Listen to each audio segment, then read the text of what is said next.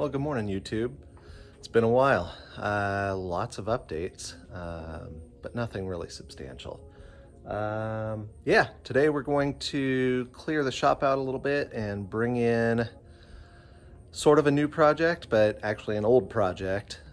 Just haven't had time or space to get started on it, and nothing like a car show coming up to give you some motivation to make things happen.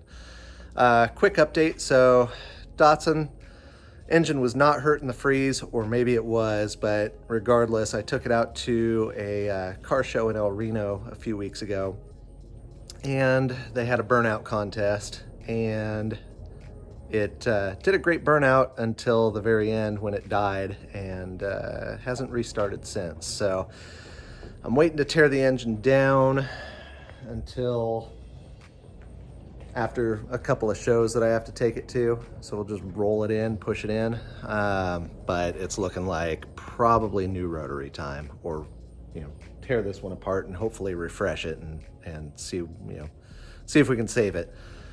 Crank's over, but it sounds like maybe apex seal gave out. You can kind of hear it pushing air weird when you're cranking it.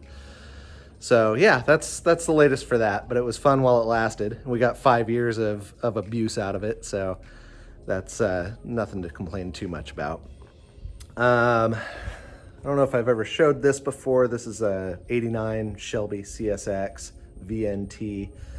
Had it painted 6 or 8 months ago.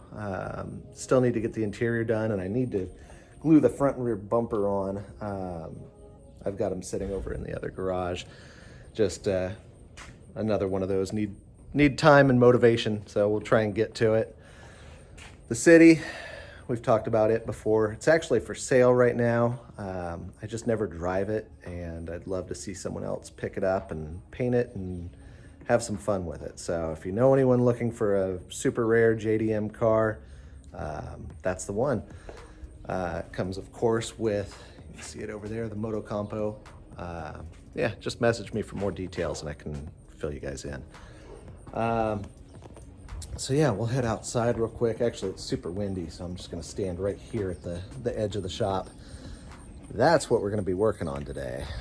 It's a 61 Chevy Brookwood. Brought it with me from California. So we've had it a couple years now and just haven't touched it. So plan today is tear out all the stock suspension and put some bags on it and see how it looks. So yeah, that's the latest. We'll get into these and some of the other project cars on a later video. We don't need to talk about that stuff right now. So yeah, let's get some cars moved around. We'll get that wagon in here and go from there.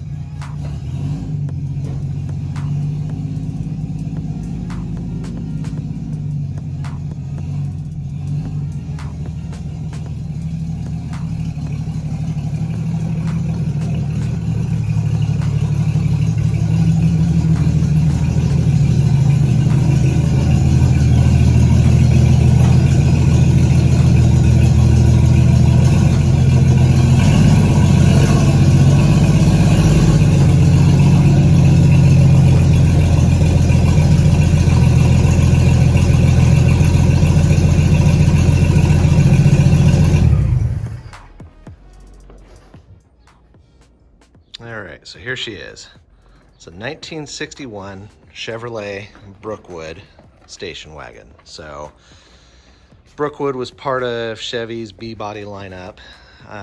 So for 61, you had Brookwood and Parkwood, Kingswood, and then you got up to Bel Air and Impala from there. So it was all just, same body, different trim levels. So you can see this one doesn't have any trim other than that spear along the bottom. So this was sort of the base model. Interior wise, it's not a whole lot to talk about. We've got the dash torn apart, floors were replaced, and then I need to clean that surface rust off and seal them up. Had the seat frames pulled apart and stripped and powder coated. All the rear panels were stripped and epoxy sealed for now until we figure out an interior color. But it's mostly complete. Obviously needs a headliner, needs upholstery. But we're going to start with suspension and some of the mechanicals, make it safe to drive, and then we'll go from there. It's on some 14-inch Supremes with white walls that I feel like are way too big. And under the hood, probably heard it pulling in, the crown jewel, 235 straight 6. So we'll mess with it for now. I gotta decide ultimately what the plan is for the car. I'm not gonna be towing or anything, so maybe the straight 6 is fine for just a simple cruiser. But yeah, here she is.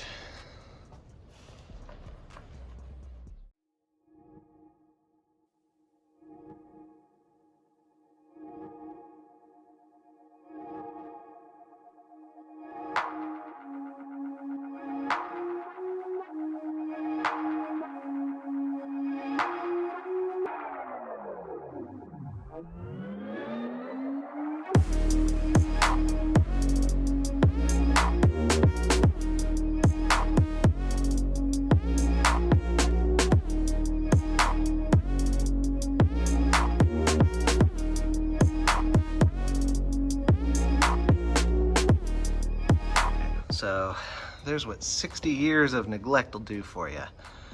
Actually, it's not that bad. It looks like the brake lines have been replaced at some point, and they do work. However, we're gonna go ahead and freshen things up a little bit. Here's the front, here's the rear. I'm surprised the coil springs didn't just fall right out. You can feel them rattling around when you drive it.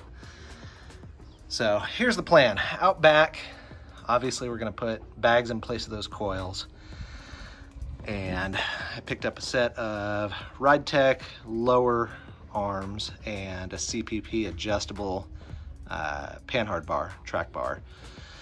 I haven't decided what I'm gonna do on the upper link just yet. For now, it's gonna stay where it is. I was gonna do a Y-bone, but I don't think we need to worry about the lateral movement with these wheels and the amount of lift it's gonna get. So I'll probably just pick up an adjustable stock arm and save the trouble and the money. Up front, we're doing a bunch more. So I bought a new pair of lower arms with new bushings and ball joints just to save the hassle of swapping them over. We've got a CPP disc brake conversion kit with drop spindles. I want this thing on the ground, so I figured even though it doesn't need drop spindles to get low, to get flat on the ground, I think we'll need them. So I'll sacrifice a bit of lift to get them. The lower arms were available, the upper arms were back ordered when I ordered all of this. So I also picked up bushings and ball joints for the stock upper arms. As long as they're in good condition, I'll just swap all that stuff out and call it good. All new steering linkage, steering arms, center link, tie rod ends, adjusters, all of that. And then a new master with a power booster and a disc brake proportioning valve. And then there's some new lines as well. So yeah, we've got a fun weekend planned. Hopefully everything goes smoothly. It's a California car, so I'm hopeful that nothing's gonna be frozen on there too badly. So we'll go grab a quick drink and then get after it. All right, before we tear into the suspension, I'm gonna weld up a set of upper brackets for the front and rear. So we get these cups, actually laser cut for us. with the angles and the portholes and everything already in them. So it makes life pretty easy. We just got to clean them up a little bit, get them welded, get some nuts welded to here for the studs to go up through the shock towers, and some rear tabs to catch on the body mount, and we're rock and roll.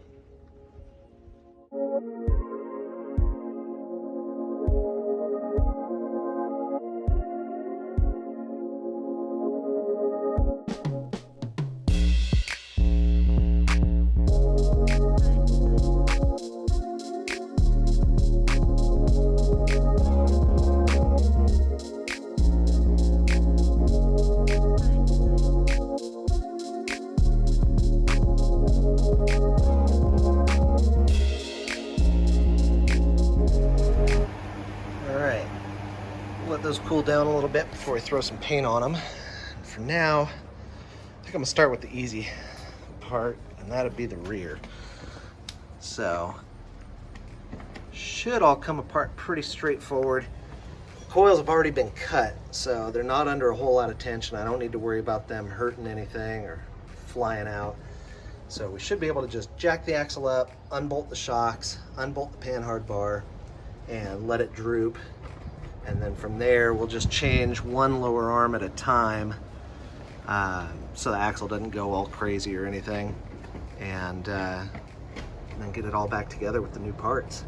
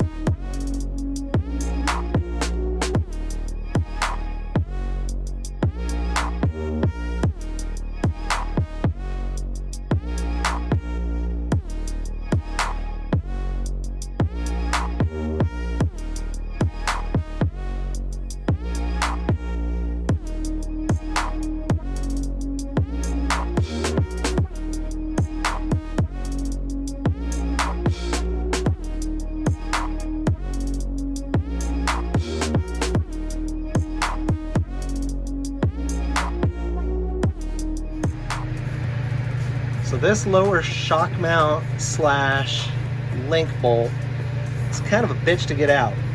So it's got splines on this end, locking it into the arm. It's got a flat spot on the bolt and in the bolt hole so that it doesn't, so the shock mount doesn't rotate.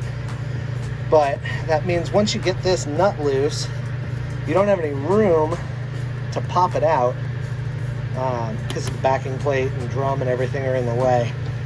So what I ended up doing is I found a socket in my socket set that would fit. I wedged that up against the backing plate of the drum, and then got a pry bar between there to pry against and pop that thing loose. Just make sure this thing's sitting solid or it'll go flying across your shop. Ask me how I know. But now that we got it loose, we can continue.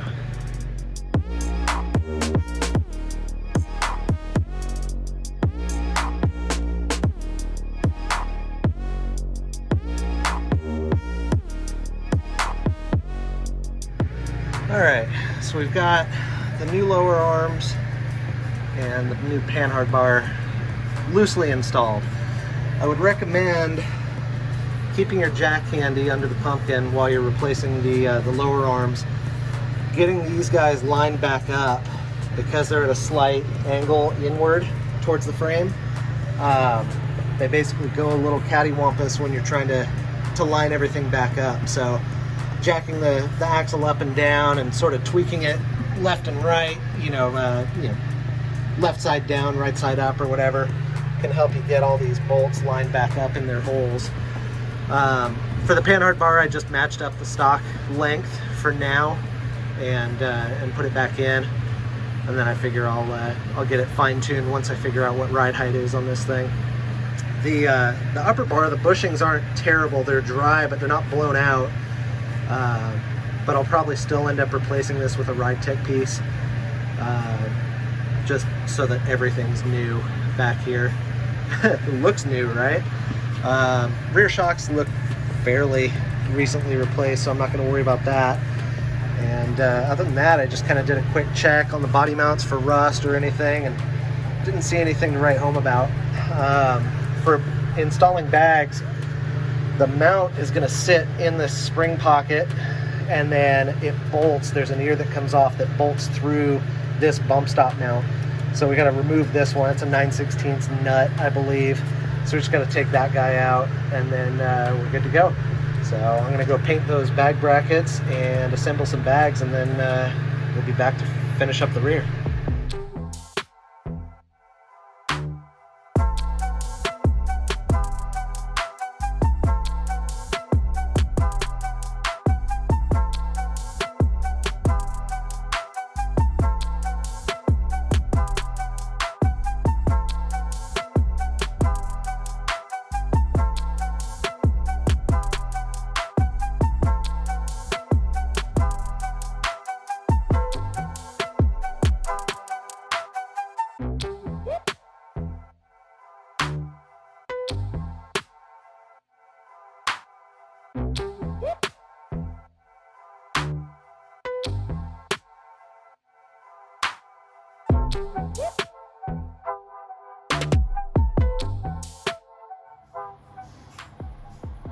All right, so if you weren't replacing the lower control arm, this is where you'd start disassembly.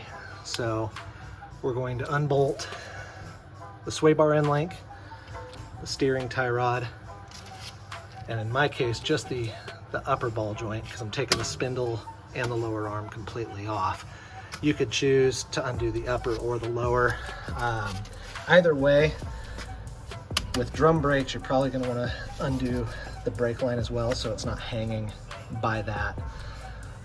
And then you'll also unbolt the two 1/2-inch bolts holding the trunnion for the shock on there so that it can droop enough.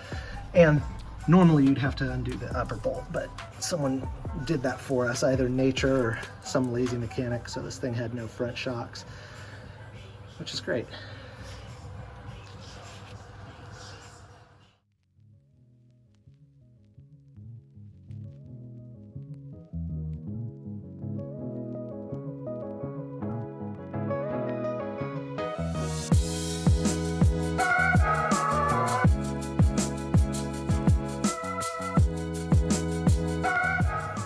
So we got both lower control arms and spindles, brakes, all that out of the way.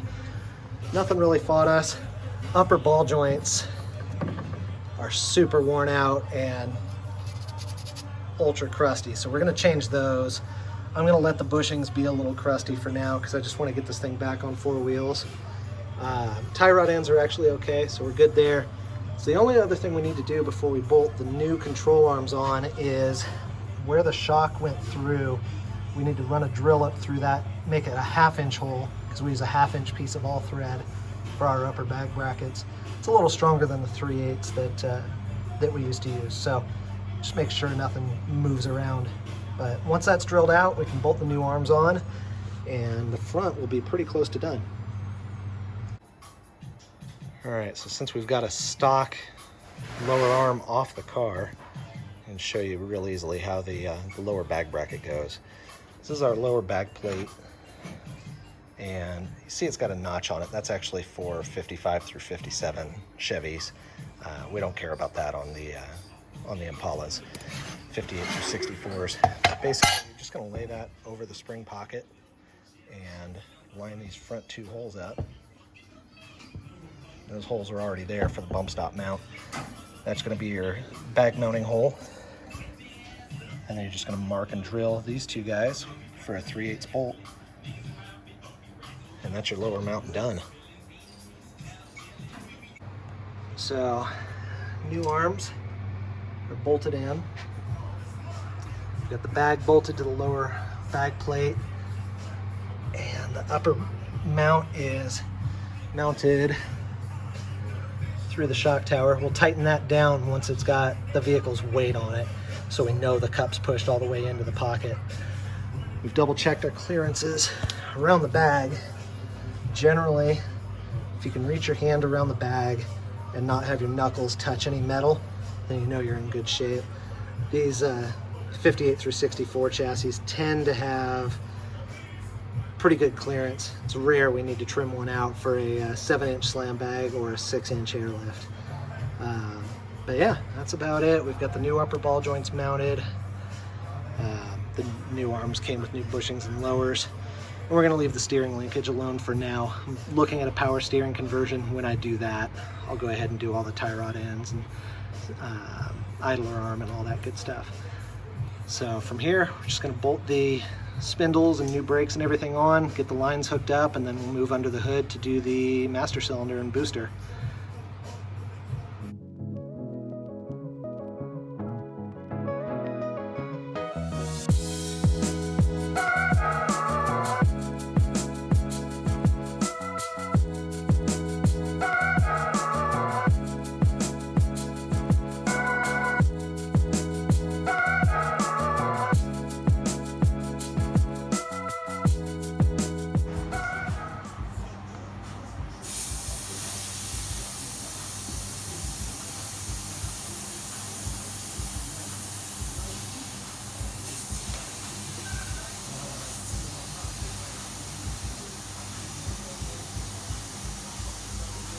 Doesn't feel like half-inch.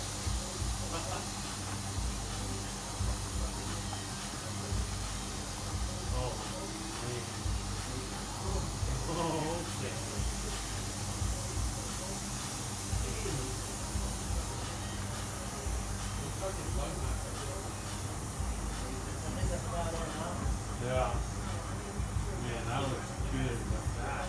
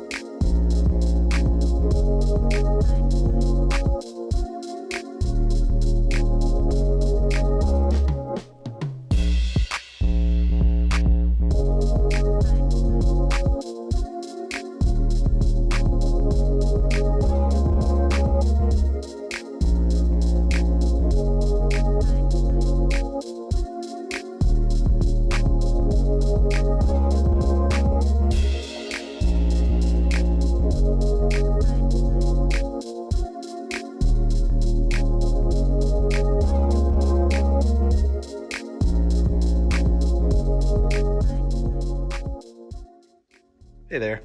It's been about a week and a half since I started the video process on installing the airbags on this car.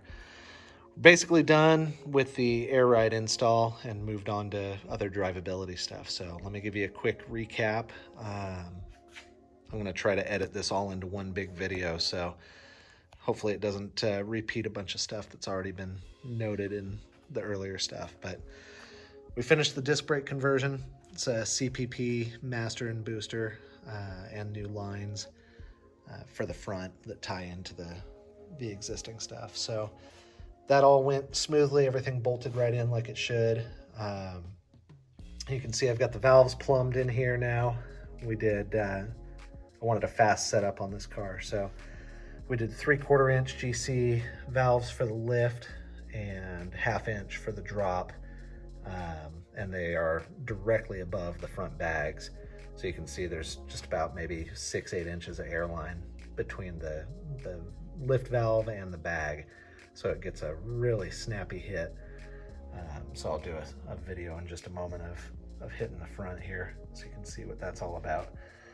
And we did new upper arms. Initially when I started this video, the upper arms were on back order, so I just did upper ball joints. But the bushings were pretty wasted and these came back in stock, so I went ahead and replaced them. I had to put a little notch in each one, which you can kind of see there. Just used a die grinder and then repainted where that was done. That's to clear the airlines on each side. And other than that, I don't think I had any of the wiring completed on the last go around here. So Optima yellow top, new battery terminals. This is the breaker for the air compressor wiring. So it's all 4-gauge welding cable running all the way back along the frame rail. I went ahead and did new engine and chassis grounds, also with 4-gauge welding wire. And then the alternator lead, I went ahead and rewired it because it had some like 10 or 12 gauge little wire going from the alternator to it. So don't worry about that weird engine mount bracket. It's I haven't figured out exactly what's going on, but everything works, so I'm just going to kind of ignore it until I decide if I'm keeping this straight 6 or changing it out. So yeah, that's about everything under the hood. Let me walk to the back and I'll show you what we got going on there. All right, so in the back, I just did a real simple panel using some OSB actually is what I had lying around, because who can afford plywood these days? And it's just temporary until I get everything on a custom mount, but I wanted to get it all in here secure.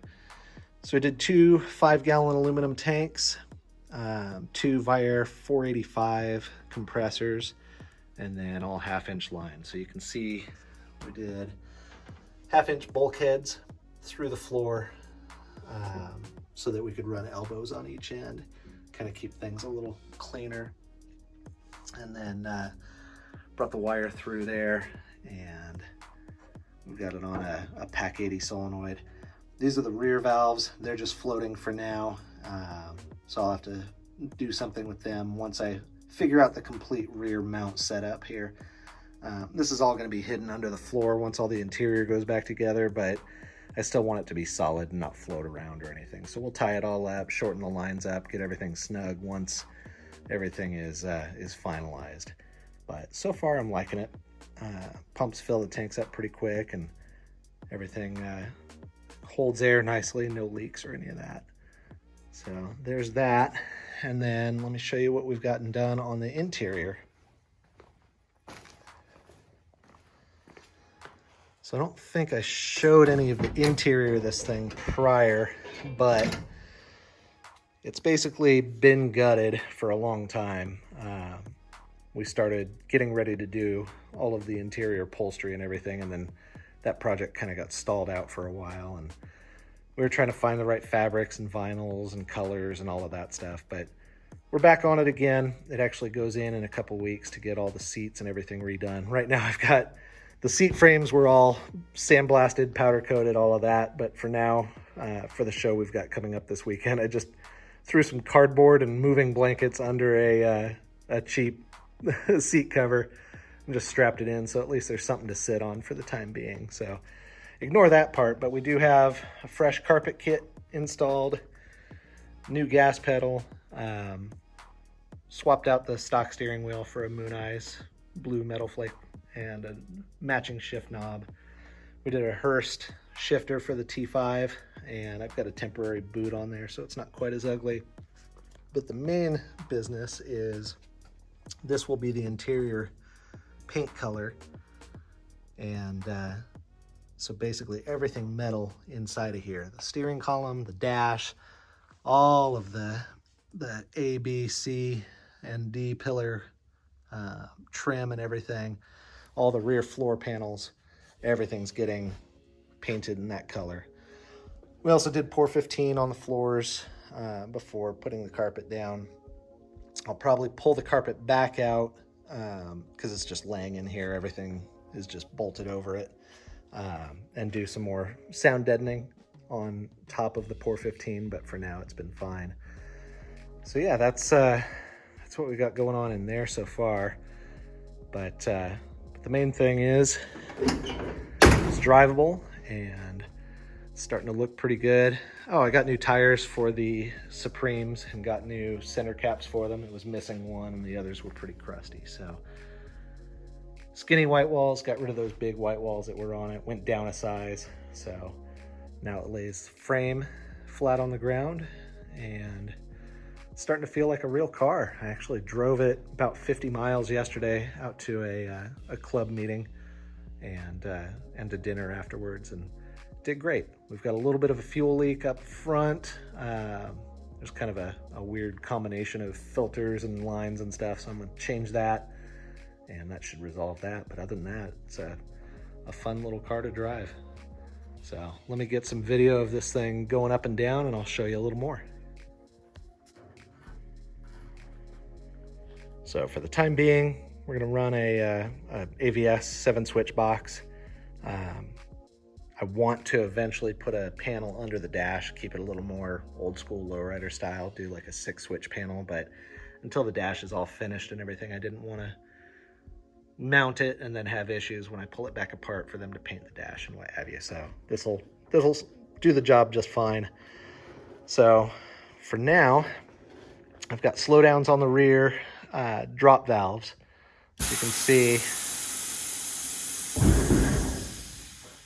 so that goes down nice and slow, but the front is a different story. It gets down pretty quick if you hold the switch down.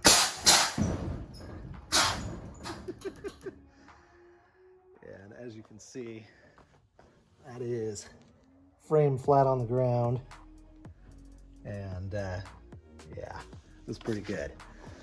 And for the part you really want to see, let's lift the rear just a little bit, and then